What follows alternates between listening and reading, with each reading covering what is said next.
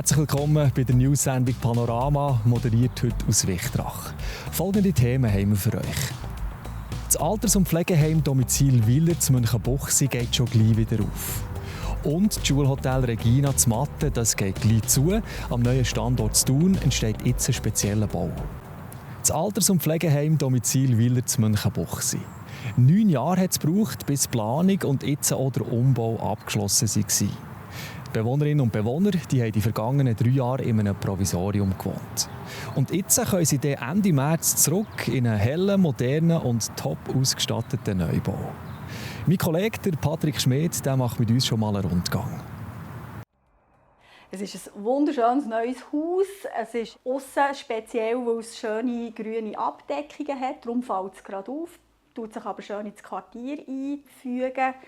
Wir haben 112 Pflegezimmer. Jedes Pflegezimmer hat einen Balkon, einen eigenen und eine eigene Nasszelle. Das ist sicher sehr speziell für uns.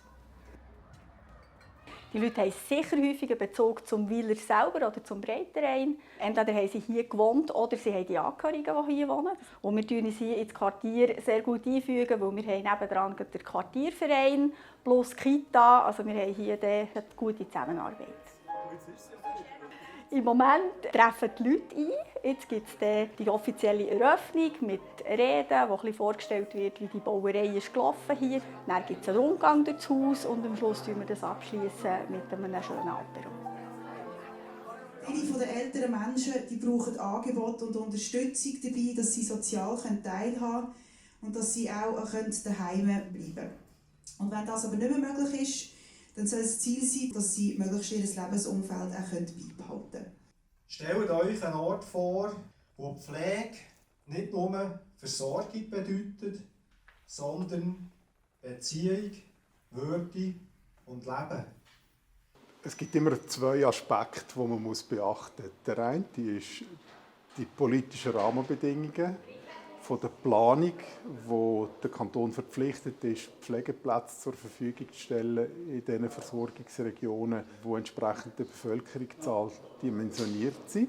Das andere ist das Bedürfnis der betagten Personen, das Bedürfnis der Angehörigen, wo eigentlich für uns nachher der Treiber ist, um für genug Pflegeplätze zu sorgen. Concara, wie auch Domizil und die Spitex sind gemeinnützige Unternehmen. Wir sind hier für unsere Kundinnen und Kunden, wir sind hier für die Bevölkerung und schaffen Angebote, die schlussendlich einem Bedarf entsprechen von den Leuten, die zu uns wohnen möchten, die von uns gepflegt werden, entweder ambulant oder stationär. Wir haben hier ein erfahrenes Team, das hier mitgewirkt hat, schon in der ganzen Planung und in der Gestaltung dieser Räume. Und ich glaube, die haben wirklich die Erfahrung können hier einfließen lassen und schauen, was hat sich bis jetzt bewährt, was muss man anpassen, bezogen auf das, was man bis jetzt gebaut hat. Der Raum mit dem Pflegematerial, das ist jetzt ein Raum, das ist ein Nebenraum. Da haben wir sich einbringen und das auch anpassen oder auch das Thermospa. Das Wasserbett, wie der Raum gestaltet worden ist, das ist aus den Erfahrungen heraus oder auch aus den Bedürfnissen, die die Bewohnenden haben. Und das macht man heute sicher viel anders, als man das vor ein paar Jahren gemacht hat.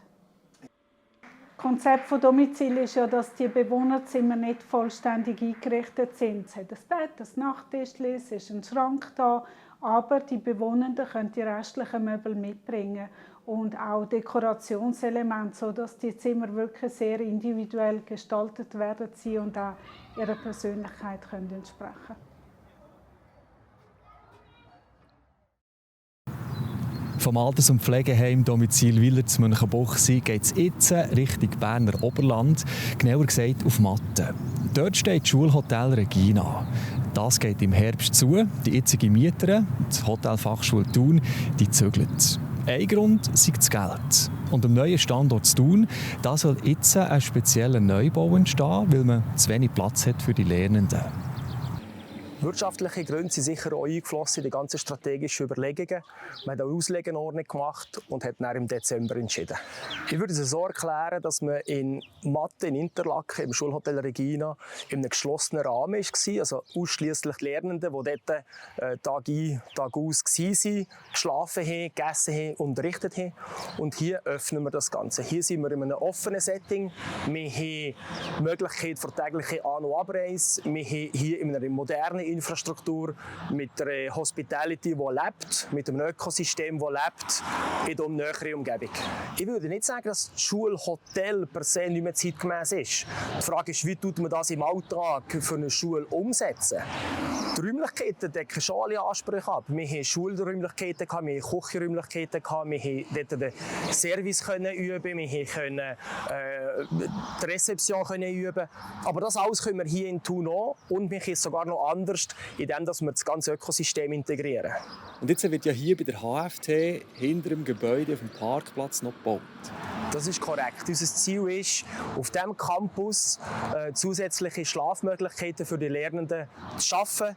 Wir haben hier Bedarf nach zusätzlichen Betten für die Lernenden, die hier 5 Wochen am Stück werden übernachten. Und das ist ganz wichtig, dass wir hier die Durchmischung schaffen von Lernenden, HF-Studenten und rechten Gästen, die bei unserem Lebhotel ein- und ausgehen.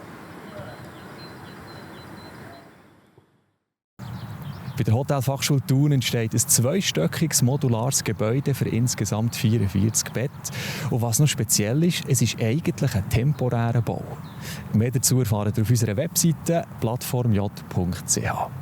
Und wir widmen uns jetzt dem Wetter, wie das genau aussieht über das Wochenende. Das sagen euch in ein paar Sekunden unsere Kollegen von Meteo News. Das war es für heute. Ich wünsche euch ein ganz schönes Wochenende. Wenn ihr arbeiten müsst, dann gut arbeiten. Macht's gut. Ich begrüße Sie ganz herzlich bei Ihrem Plattform Jodwetter für den Kanton Bern. Es freut mich sehr, Sie wieder zu sehen. Nach einem frischen Start heute Morgen sind wir heute noch mal in den Genuss von einem richtig schönen Frühlingstag gekommen. Ich hoffe, Sie können es geniessen, denn morgen gibt es einen zünftigen Temperatursturz. Denn in der Nacht erreicht uns das Westen Kaltfront und bringt deutlich kühlere Luft an die Alp- und Nordseite. Gleichzeitig bildet sich im Golf von Genua ein Tief, das für viel Feuchtigkeit am Alpen-Südhang sorgt. Ja, anders als die letzten Tage zeigt sich der Himmel morgen am Morgen grau statt blau und statt dem Sonnenschirm brauchen wir den Regenschirm. Vor allem im Oberland wird es häufig nass. Von den Temperaturen her ist es mit 6 Grad in Bern noch mild. Am Nachmittag intensivieren sich Niederschläge. Die Schneefallgrenze sinkt auf 600 bis 800 Meter, am späteren Abend und in der Nacht auf 500 Meter. Und die Temperaturen sind vom Morgen bis zum Mittag noch etwa gleich bleiben. Dann kühlt es ab. Ja, für den Sonntag erwarten wir im Flachland und an den Voralpen viele Wolken, wenig Sonne und nur noch vereinzelte Niederschläge. In der Alpine soll es tagsüber freundlicher werden und nach einem wechselhaften Montag mit ein paar Regengüssen und einem mässigen Westwind zeigt sich das Wetter ab dem Dienstag freundlicher. Vom Mittwoch bis am Freitag wird es strahlend schön. Nächte die sind kalt, tagsüber gibt es wieder ein Frühlingserwachen. Jedoch könnte leicht Beisen ein kleiner Störfaktor sein. Ja, der Frühling macht das Wochenende eine Pause, eine gute Gelegenheit, um die Steuererklärung auszufüllen. Ja, das war schon wieder Ihr Plattform Jodwetter für den Kanton Bern. Herzlichen Dank fürs Zuschauen und weiterhin eine wunderbare Zeit. Ade miteinander.